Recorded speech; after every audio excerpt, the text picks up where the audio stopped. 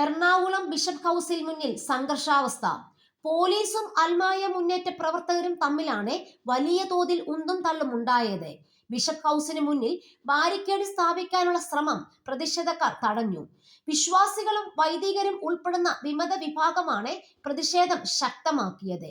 Bishop ഹൗസിൽ പ്രതിഷേധിച്ചതിനെ തുടർന്ന് police ബലപ്രയോഗത്തിലൂടെ നീക്കം ചെയ്ത വൈദികരെ ബിഷപ്പ് ഹൗസിൽ തിരികെ പ്രവേശിപ്പിക്കണമെന്ന് ആവശ്യപ്പെട്ടാണ് പ്രതിഷേധം തുടരുന്നത്.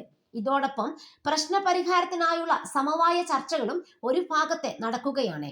അൽമായ മുന്നേറ്റത്തിന്റെ ഭാഗമായുള്ള നൂറുകണക്കിന് ആളുകളാണ് പ്രതിഷേധത്തിൽ പങ്കെടുക്കുന്നത്. പോലീസ് ഏകപക്ഷീയമായി പെരുമാറുന്നുവെന്ന് പ്രതിഷേധക്കാർ ആരോപിച്ചു. എറണാകുളം അങ്കമാലി അതിരൂപതയിൽ കുർബാന ഏകീകരണത്തിനെതിരെയും കൂരിയ അംഗങ്ങളെ പുറത്താക്കണമെന്നും ആവശ്യപ്പെട്ടാണ് ബിഷപ്പ് ഹൗസിൽ പ്രതിഷേധ സമരം ആരംഭിച്ചത്. സമരം തുടരുന്നതിനിടെ ഒരു വിഭാഗം വൈദികരെ ബലപ്രയോഗത്തിലൂടെ പോലീസ് നീക്കം ചെയ്യുകയായിരുന്നു. അതിരാവിലെയാണ് പ്രതിഷേധിച്ച വൈദികർക്കെതിരെ പോലീസ് നടപടി ഉണ്ടായത്.